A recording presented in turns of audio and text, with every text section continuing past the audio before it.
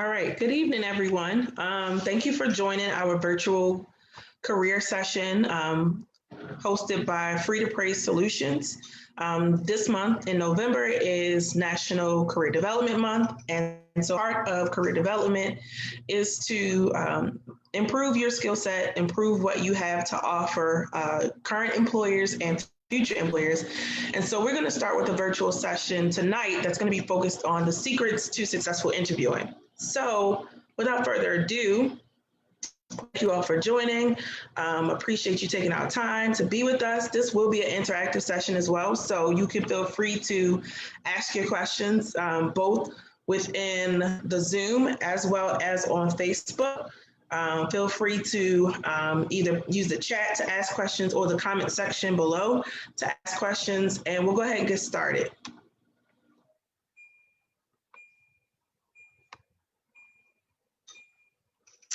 All right, everybody should be able to see my screen. If I can get a thumbs up, just so I know everybody can see the screen. For those who are in the Zoom session, that'll be awesome. It's purple. Awesome, my favorite color. All right, so let's go ahead and get started. Just give me 1 second.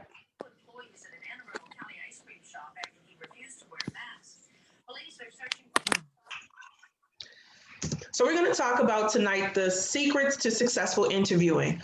Just to give you a little bit of background, I come from a private industry. I now work for the federal government. However, I come from a private industry, and in that private industry, I was a supervisor for 10 years. A part of my roles and responsibilities as a supervisor was to do interviewing and doing that throughout the hiring process. And so I can only begin to tell you some of the things that I have seen, some of the things that I've witnessed over the course of my tenure and experience when it comes to interviewing. A lot of times it really boils down to the level of preparedness of the interviewee. So the goal and objective that we're going to share tonight is really to share helpful tips to create successful interview outcomes, and then to help build participants' confidence.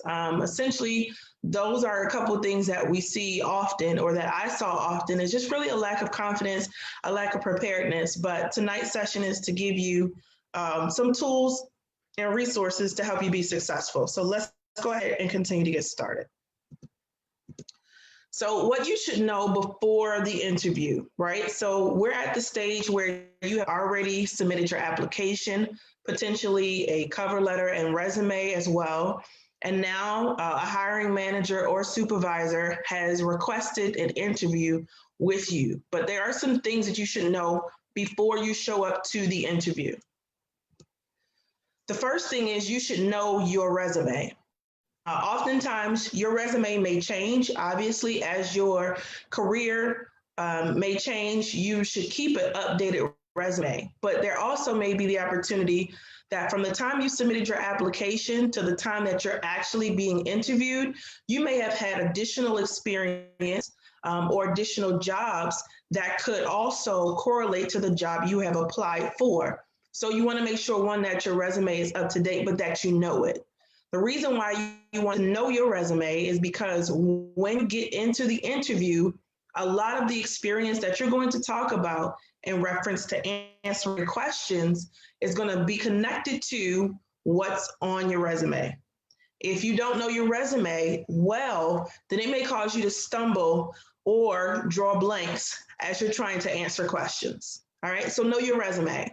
The second thing is you should know the company's mission. What is the company all about? Do your homework. Take time to research the important key attributes or key components that make up the company that you've applied for. You want to know how those particular elements of the mission statement align to your own personal and professional goals. Essentially, being able to see yourself within the company before you get to the interview will help you to walk into that room or into that space or on the virtual interview and have confidence about why you should be a part of this organization. So do your homework. And the reason why is because also, I'm sure for those who have had an interview before, one of the questions that you're asked is, tell me what you know about this company. Tell me what you know about what we do. And it's impressive if you can tell the company, based on your understanding and the homework that you've done, what you understand about the business, right? You should never go into an interview without knowing what the organization stands for, why you want to be a part of it, and how you can see yourself. And that leads into the next two things. The position that you've applied for. Now, I'll tell you from my experience, coming fresh out of college back in 2006, I knew that I wanted to work for a particular employer. I just knew that I had to work there. And so what I did is I applied 19 times, right? You would think that's obsessive, and it probably was, but I was determined to get hired. But the thing is when I got a call back, so this happened probably May, April, right before I was getting ready to graduate. They reached back out to me at October and asked me, was I still interested in the position? But I had applied 19 times, so I didn't know what position they were talking about. Needless to say, it didn't matter. I just knew I belonged there. So a little finessing in the interview allowed me to be able to come out with success, but that's important for you to keep track of the position and to know what this position is that you're applying for and you're interviewing for. The lastly and probably most important thing that I would give you is to know your why. This, for me, demonstrates the level of passion and desire that you have to see yourself in the position that you've applied for. And your passion will show up. Your energy will show up. Knowing your why you want to be a part of this company, why you want to focus on this particular position, what you're looking to bring to the company, and what you're looking to gain from the company. These will make you all give you a more competitive advantage against the next person. At least that's in my opinion. And most of this is based off of experience and my opinion, but just so you know. All right, so the next thing, what to expect in the interview. So now you have agreed to show up for your interview, either by virtually, which companies now, obviously because of COVID as well, have leaned more towards a virtual scenario for being able to do interviewing. So they use systems like HireVue, which allows you to video record answers and submit that.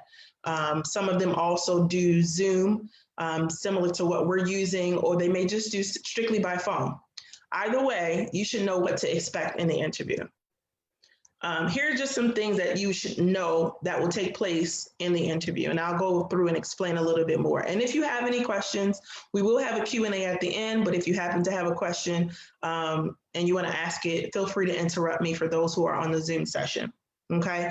So there may be one or more interviewers in the room. Most cases, you are communicating with an HR professional, a recruiter, a staffing lead, or a hiring manager. One or more of those individuals may show up to do or conduct your interview. The way that I typically will identify who I may be interviewing with is whoever is connected or copied on a communication. However, it is okay for you to ask, how many interviewers should you prepare for? One, because you want to make sure that you provide a packet of information that includes your resume, your cover letter, possibly a portfolio or any other important information that you feel is necessary to present about who you are and why you're qualified for the role to your interviewers. And it just goes for a better sell if you are prepared for more than one person. And just by a rule of thumb, it's always good to have more than one copy of your resume and more than one copy of your portfolio, okay? Within the interview as well, there will be note taking. This is dual. You should be taking notes and your interviewers will very much so be taking notes. They'll be taking notes to capture what you're saying. And really by law, they're expected to capture what you're saying, how you're saying it. So that way, if there should be any discrepancy or say you don't get selected for a role and there's additional feedback that you want, they should be able to help you know where you possibly could have done better or improved in that interview because they've taken thorough notes and detailed notes. Throughout the interview as well, there may be moments of silence and pauses. This could also be on the case of the interviewer or the interviewee. What I'd like to remind people in interviews is that this is your time to shine. This is your opportunity. So don't feel rushed. Ultimately, you may have 30 minutes, 45 minutes, an hour, depending on however long the interview is scheduled.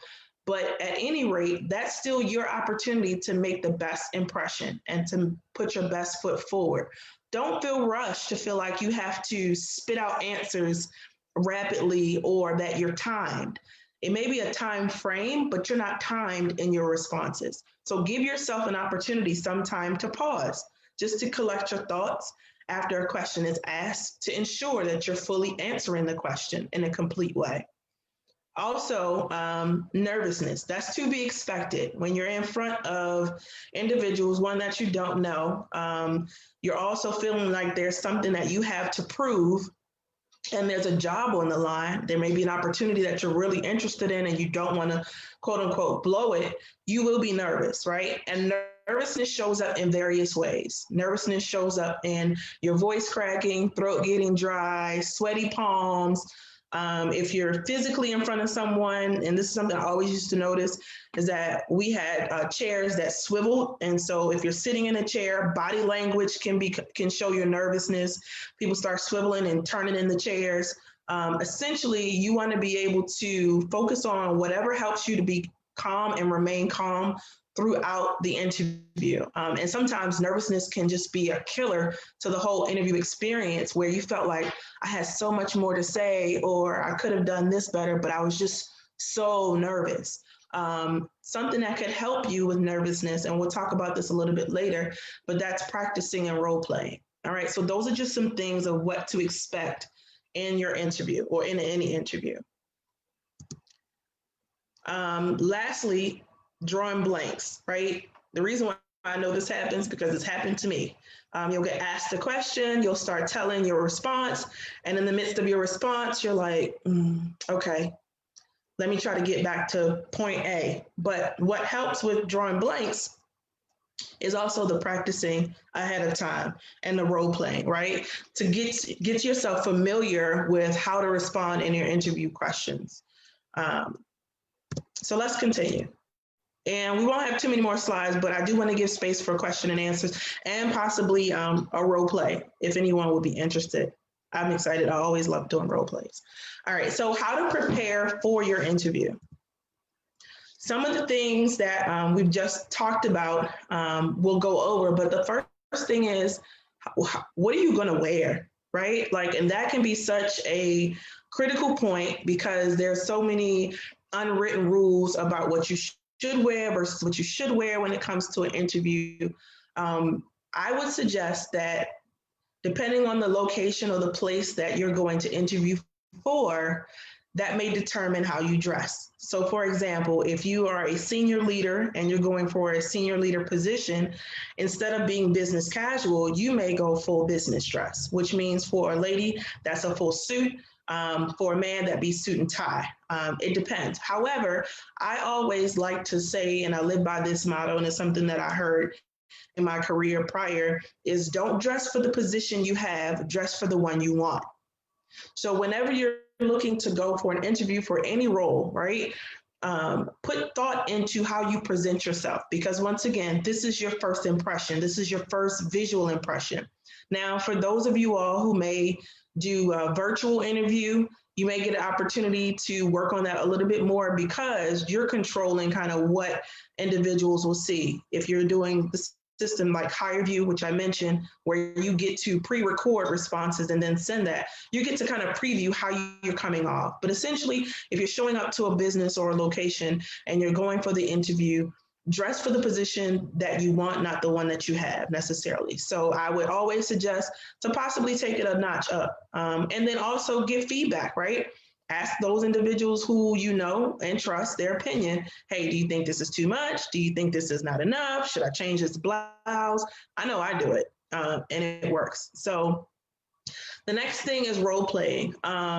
Role playing allows you to build your comfortability when it comes to being asked questions on the spot, right? And that's what really an interview is. You're being asked questions on the spot to ask you about who you are, your experience, how your skill sets match and compare with the role that you're applying for, and how we can see if you're best fit, right? All those series of questions are going to sometimes make you feel uncomfortable. One, because sometimes people have a hard time talking about themselves, right? And when you talk about yourself, it feels awkward. But an interview is not the place to feel awkward about talking about yourself, because what you don't say, they won't know, right? And essentially, they're now putting what you presented on paper into a physical form. And so role playing allows you to practice pretty much answering questions, being asked questions on the spot, and then be able to get feedback ahead of time to kind of help calm nerves and other benefits that are available for role playing. Taking good notes, right? And I guess maybe there's a stigma that feels like, oh, if I come and bring notes into my interview, that looks bad. I say it doesn't, right? Because that shows your level of preparedness. Now, here's one thing I will tell you. If you do take notes prior to the interview to prepare, please do not get in the interview and read from your notes. Your notes should be just a guide or a reminder. It shouldn't be a script. And I've seen scenarios where individuals have completely written out answers to possible scenarios or what they thought they were going to be asked, and they read word for word, whether the answer met the question's requirements or not.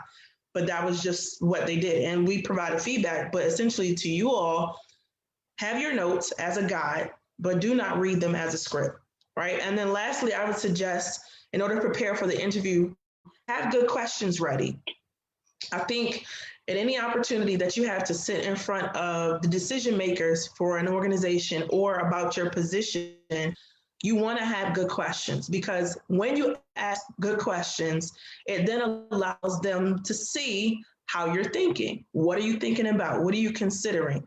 And we'll talk about more in the Q&A session about what good questions are and types of good questions. All right. Let's see how I'm doing on time. All right.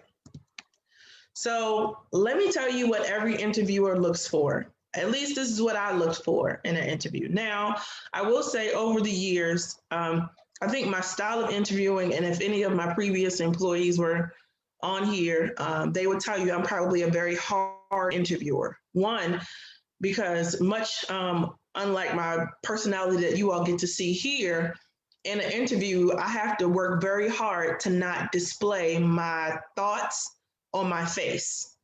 And so because of that, I tend to come off as very cold and hard to read. One, because I'm intentionally trying to do that. It may make it a little more stiff in the room, but I mean, by nature, I want to be nice and kind and friendly to everybody, but I also need to be able to have an objective view of this individual in the interview, right? But essentially, the things that an interviewer is looking for are these things. And there may be others, but these are just the things that I look for.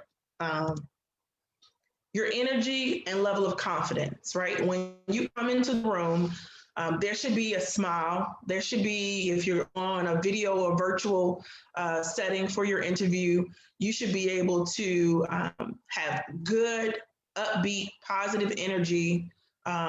Or if you're over the phone, I believe you can hear people smile, right? You can hear when people have an upbeat energy, and you can hear when people don't sound like they really want to be there, right? And essentially, if this is your first opportunity to make an impression with people who are going to decide about the future of your career, you want to make sure that it's memorable. And so having an upbeat, positive energy and full of confidence. The thing is, you may not even really be confident in the role itself, but at any rate, you should be confident in your ability to do the job, right? You may have to be taught how to do it. You may have to gain some additional training, and that's okay. And that's pinpoint there. That's one of the good questions to ask. But you want to show up with that energy and confidence, because when you bring positive energy, it fills the room, it fills the space, and people can feel that. I believe you can feel energy, right? The next thing is communication. Please be articulate, right? Communicate clearly and concisely. A challenge within interviews as well is some people who may have or may not have can get the gift of gab. And so essentially you hear a question and you answer the question, but you may feel like, oh, I don't know if that answer was sufficient. So you just keep on talking and you keep on talking. And the interview, at least myself, I stopped writing, right? And this may not be a rule of thumb for every interviewer, but If what you're saying is not something that I need to capture to be able to pinpoint to the answer that I'm looking for, I'm not going to spend my time writing fluff, essentially, right? So make sure that your communication is clear, articulate, and concise, which goes on to the next part, giving complete answers. And we'll talk a bit more about complete answers when we talk about the styles of interviewing. But essentially, when you are interviewing, your interviewer is going to ask you a question depending on the style of interviewing, and they're looking for a complete answer. And I'll give you a tip as to how to ensure that you give a complete answer when we get to the styles of interviewing. So make sure you stay tuned for that. And then lastly, the interviewer is looking for competency. Can they see you being able to do the role based on your skill sets, based on your background, based on what you have to offer? Can you do what's expected of you in this role based on all that you bring? And competency can be seen in an interview space. All right. And we'll talk about that a little bit more when we talk about styles of interviewing, because there are actually some jobs and positions that actually require you to do some type of competency testing or competency interviewing when you show up. All right. So what to do after the interview? So you completed your interview, it went well, you felt great about it, you asked your good questions on the way out, you left a memorable thought. What do you do afterwards? So there's a couple things. You follow up, right? I think this is probably a downside for a lot of people, is that they would go in, they would interview, throw their best shot out there, and then wait for the interviewer to reach out to them, or the hiring manager to reach out to them. If you want to set yourself apart, if you want to be remembered, follow up. It's appropriate to follow up in a couple different ways. One, you can follow up with a thank you, thanking the interviewer for their time. In that thank you, you can also include additional points that you want to reiterate or point out or put emphasis on that you may have spoken to in the interview. Or you may also want to provide something else that you felt like you may have missed in the interview that would have been helpful to paint a picture about how you're a good fit for the role. So do that, follow up, all right? Keep looking. This one position, you may be successful and you may secure it, or you may not, right? But you don't want to essentially, as I said, throw all your eggs into one basket. So you keep looking. You can do that a couple ways. You can keep looking within the company to see if there's other roles that you're interested in as well, or you can look outside that company. You can look in different avenues based on whatever your research avails you, but don't stop looking. If you're really hungry for a job, if you're really hungry for a career change or a career move, you don't stop looking after the first opportunity, okay? And then lastly, feedback. Essentially, I think it's helpful if you get the position, or if you don't get the position, to ask your interviewers for feedback. Feedback about how you did in the interview. Are there any takeaways that they could provide you to help you be successful the next time or at the next opportunity? If you get the position, ask, what was it that sold you on what I had to bring? What impressed you the most in my interview? Because trust me, that may be an interview, but it won't be your last one, especially if you're looking to advance your career and to do additional things or explore other avenues or projects or other opportunities. You're going to need to continue to interview. All right. So let's talk a little bit about interviewing styles. And so once again, this goes back to the level of preparedness when it comes to interviewing. You need to know that companies, and you may not always know this going into the interview, but to be prepared for it, these styles of interviewing will help you in the interview itself. So companies use various styles of interviewing in order to gain a picture of how you may or may not be the best fit for a role. So a couple of those styles, this is not a conclusive list, but it is a list of the most commonly used interviewing styles, all right? The first and probably most prominent interviewing style is considered behavioral or situational based interviewing. So behavioral-based interviewing is really about asking you a question that allows you to pinpoint a behavior. So what I would tell my prior employees is that when we ask you a question about, for example, tell me about a time when you didn't agree with your supervisor on a decision, but you had to follow through, right? That question seems very loaded, and it is, but what we're looking for is the behaviors that you exemplified in reference to how you solved for whatever that problem was or what the outcome was. What I'll do is share with you this, because I talked to you earlier about the different styles of interviewing and how to give a complete answer. I guess a trick of the trade that I learned in preparation is essentially behavioral interviewing or situational based interviews is all about telling a story. You have a beginning, you have a middle, and you have an end. And what you have to identify is what was the situation. It's almost like a word problem or a math problem, right? Like you have a situation that you're solving for. So what was the situation? What are the tasks that you're asked to complete? What are the actions that you took to complete it? And then tell us what was the outcome, right? Beginning, middle, and end. What's the beginning of the story? What's the middle of the story? What's the end of the story? The beginning of the story should be like an intro of here's what I had to solve for. The middle of the story should say, these are the things that I did, right? And then the end of the story is, this is how it turned out. What we used to call that was a STAR format. So situation, task, action, and result. But essentially, it's like telling a story from beginning, middle, and end, right? Those are the best ways to answer behavioral and situational based questions, because ultimately it's presenting you with a question that focuses on you telling about a scenario or a situation that happened. And a complete answer means I get to see the picture of what the issue was, what you did, and what was the outcome or what was the result for it, right? The next part is case-based. So these are where you're given case studies within the interview, and you're asked to respond, what would you do based on the case that you're presented, right? So it's going to have some type of snapshot, possibly with some individuals or characters that pinpoint a scenario, and then it may give you the opportunity to answer, would you have done this differently, or how would you have solved for this? But pretty much it's presenting you a set scenario versus asking you to give a scenario, and then seeing how you respond to it. All right. The next thing we talked about was a competency-based. So in a competency-based interview, these are going to be an interview style that will best show your tangible skills. For example, if you had to, and not necessarily just tangible, but intangible as well. For example, if a part of your requirement in a job is to use Excel, there may be a competency focus of that, which has you to manipulate an Excel document and present it, right? And when you present it, then it's ranked or graded based on how well you did to determine how competent you are in using Excel. Same thing for possibly typing. Word speed, if that's important to your job role, there may be a competency portion that requires you to show how many words can you type per minute.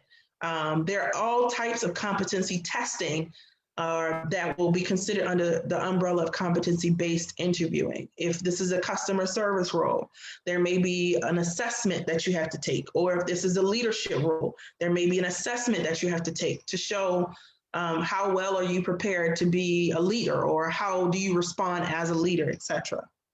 The next portion is going to be panel interviewing style. So the panel interviewing style, typically I see that for more positions that are senior leadership positions, possibly supervisor, middle manager, and up.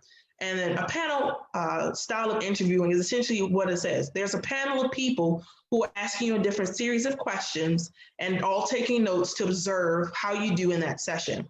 And typically what happens is after the panel interview is complete with you in the room or wherever it's conducted, the panelists will all come together and discuss your qualifications and your interview to determine how you did, and then possibly stack rank you next to other applicants to determine if you are the best qualified candidate. All right. Serial interviewing style. So serial interviewing is just a series of interviews, right? So they may prepare you and tell you, okay, you're going to start first with our HR recruiter. That'll be your HR interview. The next one is going to be with our hiring manager. That'll be your supervisor interview. Then the next one is going to be with our associate director or our senior manager. And that will be a third level interview. And then lastly, you may meet with the director for an interview. That's a fourth level interview. Those are all considered series of interviews that take place in order to qualify you or select you for a role. In my previous experience, once you typically got to the director level, that was just a sign off. It wasn't necessarily to say that you weren't qualified or fit for the position, but to each his own, and at different places, different strokes for different folks. All right. So those are the interview styles. And now we're going to open it up for questions. So if you have a question, I'm looking on Facebook Live as well, in case you put a question in the comments, or for those who are on our Zoom call, feel free to ask a question. If you have a statement, if you have a scenario, you want feedback about it, we're open for that. We have about another 15, 20 minutes for that. So feel free, or you could type it in the chat if you like.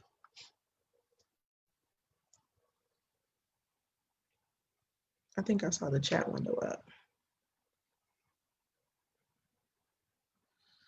Will we ever see all styles used during an interview process?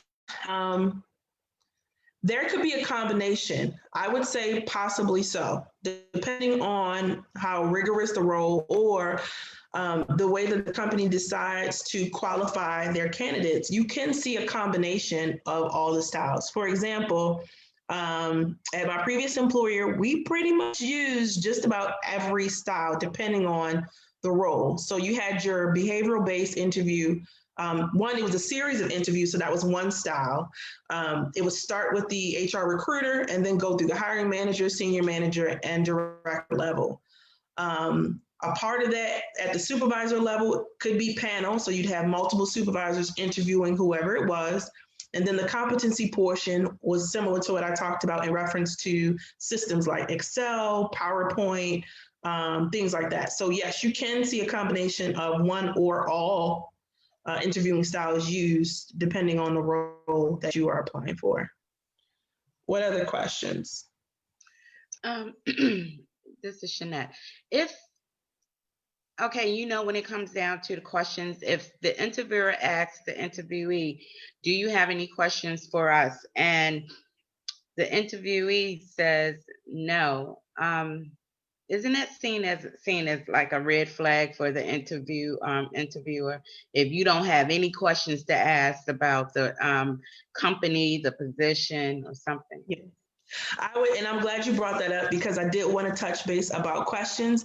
I would say yes. And the reason why I say yes is because it speaks to that level of interest really in the company, right? Like, was this just a opportunity for you to sit in front of people and try to sell them on how good you are, but you take no vested interest in the organization? Or it was just kind of you just trying to get through it in a sense? So I would suggest that at any rate, you should have at least a blanket 3 questions. And you could use these 3 questions in any interview that you go to get information. It could be, and I'll tell you my secret, since I said this was secrets of successful interviewing. One of my secrets is to often ask, what are the challenges that this particular department or organization is facing? The reason why I want to know what the challenges are, because my mindset is I want to come in and try to be part of the solution. Right. So, and typically interviewers, it's great when you ask interviewers questions that they don't expect you to ask, because you're thinking on a level beyond where they might be thinking. And so when you're asking about, tell me about the organizational structure and recent changes that have taken place, right? Well, why is that important? Because there may be some shifting going on behind the scenes that you have no knowledge of, which means that could speak to the morale of the employees that are in that office, because they just may have changed supervisors, or it may mean that some people are, have been demoted or promoted to roles that they weren't doing prior to you getting there. So questions are very important, and preparing good questions will help set you apart and will leave an impression. I promise you it will. When you ask questions, also, asking about feedback, And you can phrase it in a way, like I've heard that asked very wrong. Like some people say, so did I get it?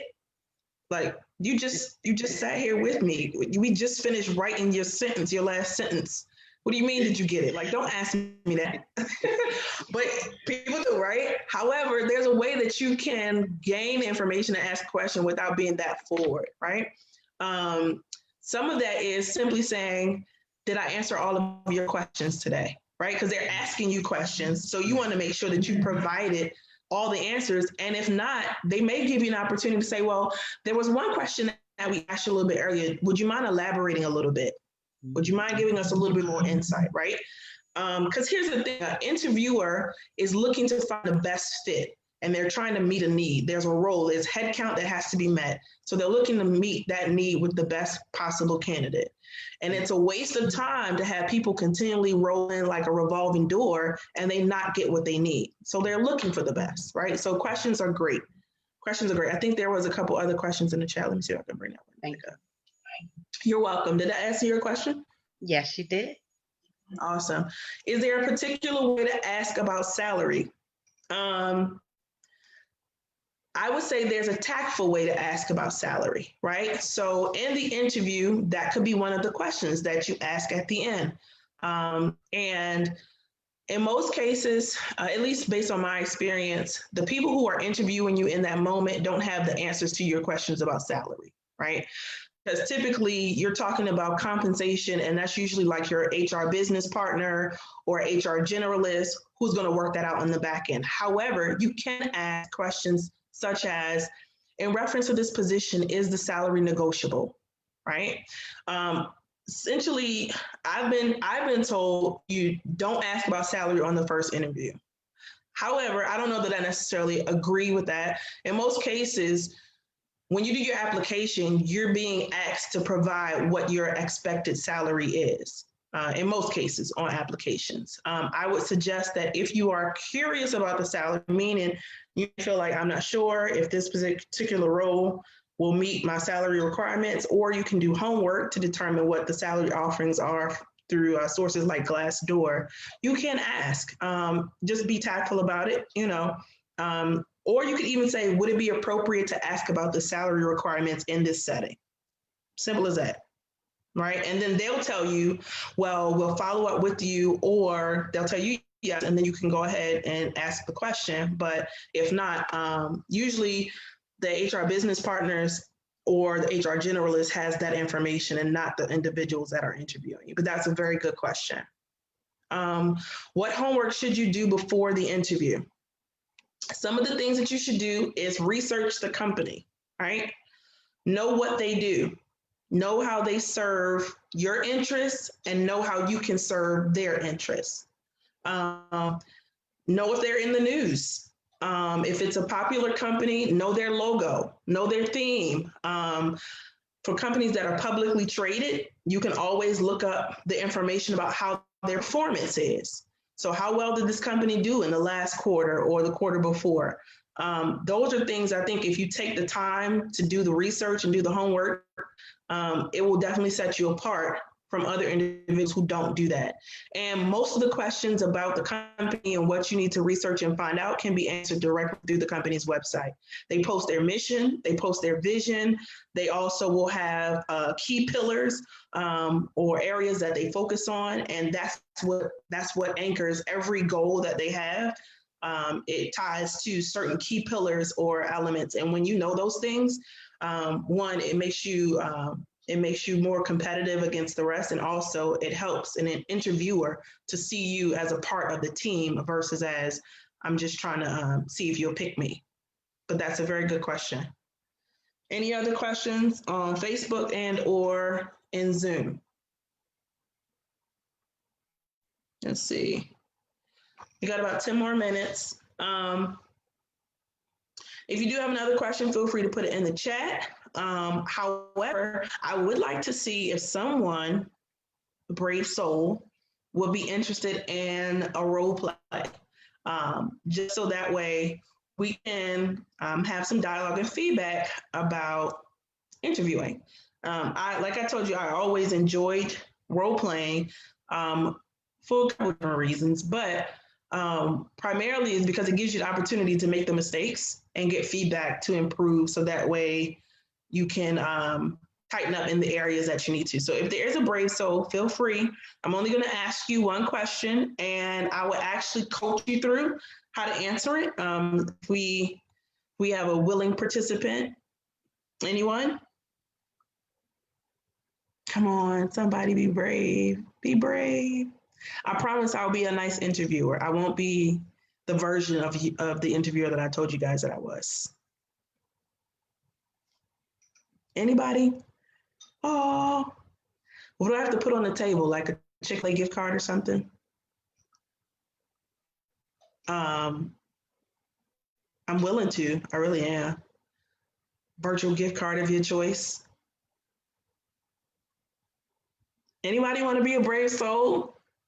And a few people on Zoom, people on Facebook, if you're here, you can't do it with us. But nobody? I'm going to, I bet not. She probably already knows. She probably already knows. I'm about to ask her. So our CEO is on. She knew I was going to ask her. Our CEO is on, Charmaine. I'm going to see if she's so good to let me practice with her. Will you? Yes? Did I know? I knew, I could see your face. All right, so we're going to do a quick role play. I'm just going to ask a typical interview question. And while I'm thinking about it and it's on my mind, let me also say this, and this also gives Charmaine time to prepare. You will most likely be asked in your interview, so tell me why we should hire you for this position, all right? If you're not asked that question, make sure you tell them. When they say, is there anything else that we should know about you, or anything else that you want to share about your skill set or what you have to offer, you tell them why you want to be hired for that position. And that's back to the first slide that I mentioned, is it's important for you to know your why. Why do you want to be joined to this company? What is your anchor statement? What is the story that you want them to remember about you after the interview is over? When they're going over their notes and they're looking through all that you have said, what is going to stand out about why you are the best fit? So always be prepared for that question. Tell me why we should hire you for this position. Some other questions that you should be prepared for that typically stump people sometimes is, so tell me what your strengths are and tell me what your weaknesses are. That goes back to the, I'm not sure about how to talk about myself.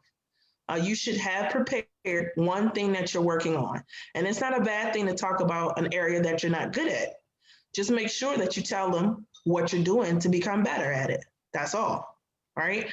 You may also be asked about, tell me why you left your previous employer. Well, determining by how you left, that may not always be the best story to tell. But my suggestion would be, pick the version that puts you in the best light. Meaning, don't shame the company, don't shame your previous supervisors or who you worked for. Just identify what was the reason that you left or why you moved and what that's affording you the opportunity to do, right? So there's always a way to kind of position and finesse responses. So yeah, I just wanted to make sure I shared that before we end. Charmaine, are you ready? Hold on. Because now I have to go get a suit jacket. See? No, you don't. I'm not going to take it off video. All right. Oh, she's dressed. She's getting dressed for the interview, guys. She's getting dressed.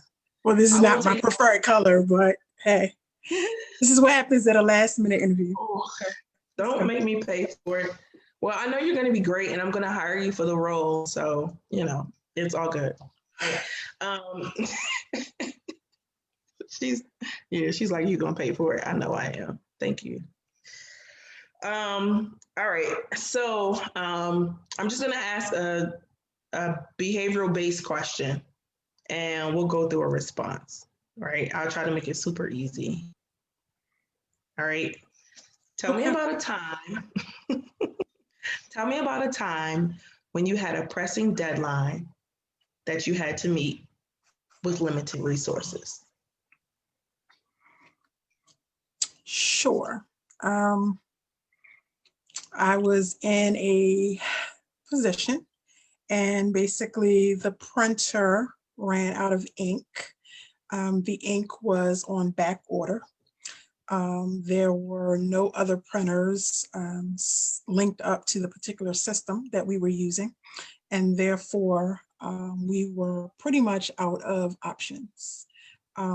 After much consultation with my supervisor, who was very new and did not have access to resources as well, I tapped into some resources from other positions and was able to actually contact an outside contractor that was able to accept the job, complete what we needed to get completed. And then also we were able to sign them up as a backup plan for the future. Awesome. Thank you so much. It's a great answer. All right. So based on her answers, she did exactly what I would have suggested when it comes to situational or behavioral based questions. Now, can anyone on the Zoom tell me what that question is about? Right? Because I asked the question and there were some keywords that I was looking for that pointed to a particular behavior. Can anybody tell me what that behavior was? If you can't, it's fine. You can guess. You can put it in the chat.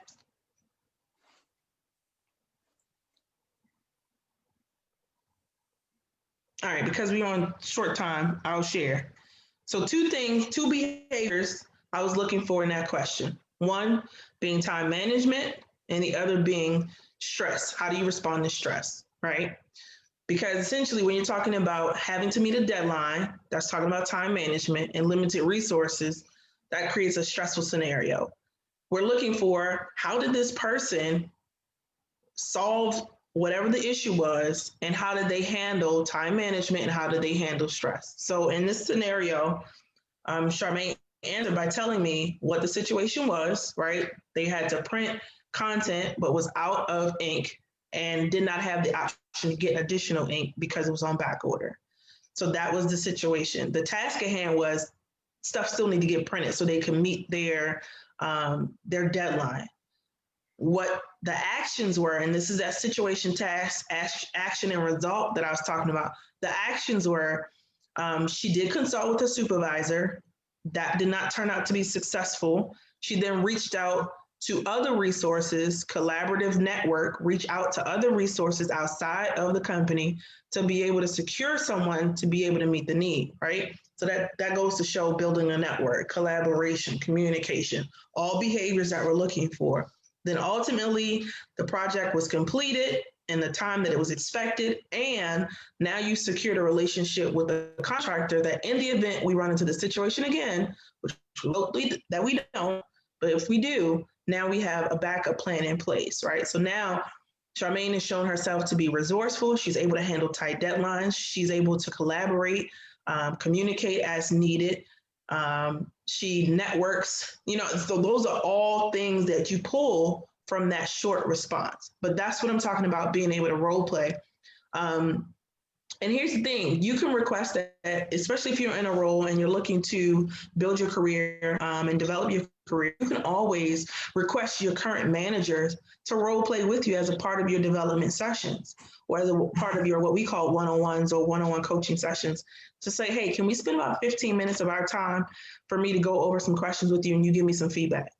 So those are all things that you can do. So thank you, Charmaine, for your participation. I will treat you to Chick-fil-A since you voluntold you did it. Okay. So those were all of the points that I desired to cover tonight. Were there any other burning or lasting questions before we close out? If not, thank you all for joining tonight. I do want to put in a plug. We will have another session next week, same time, Tuesday on the 24th. The opportunity for you to be able to talk to us about you wanting to find a job and what tools and tips we can provide for you to be helpful in looking for your job, looking for a job search, change your career, whatever it is. As you can see, you can feel free to register at the same location that you registered tonight, which is free2prayz.org, and that's with a Z. At praise /events-1. You can also send any questions that you have to f2pcareer@gmail.com, or you can contact the number that's listed. Let me stop sharing my screen. Oh, is it not sharing my screen? I don't know. I can't see it. It's 410-774-6170. 410-774-6170. Yes. I need to make your screen the speaker screen. It's showing. Okay, good. There it is. All right, it's delayed. I was looking at it on Facebook. All right, so you can register at the website, contact the number 410-774-6170, or send your questions to f2pcareer@gmail. Also, as a part of a professional development track for Free2Prayz Solutions, we do offer career mapping, career conversations, one-on-one assistance with identifying some of the things that we talked about today, like prepare for your interview, resume review. So if you are interested in getting additional support and resources in that particular avenue, feel free to go to our website and send us a message there, and you'll be connected to me, and we'll set up a consultation to be able to determine how we can best meet your needs. So thank you all for joining tonight. I so appreciate it. I think we stayed true to time, and we will be back again next Tuesday. And then also stay tuned for later in the month. We'll actually have an interview with an entrepreneur to talk about how they came to be successful in their role as an African-American male entrepreneur. So thank you all for joining. Have a great night, and hopefully we'll see you next week. Take care. Bye.